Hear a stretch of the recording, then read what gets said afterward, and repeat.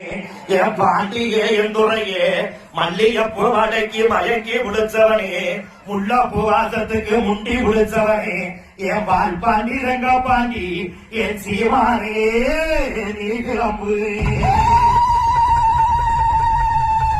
அப்படி எப்படி வராரு தெரியுமா? எப்படி வராரு? அந்த மதுரைக்கு பாண்டி ஐயா அந்த மாலகிரி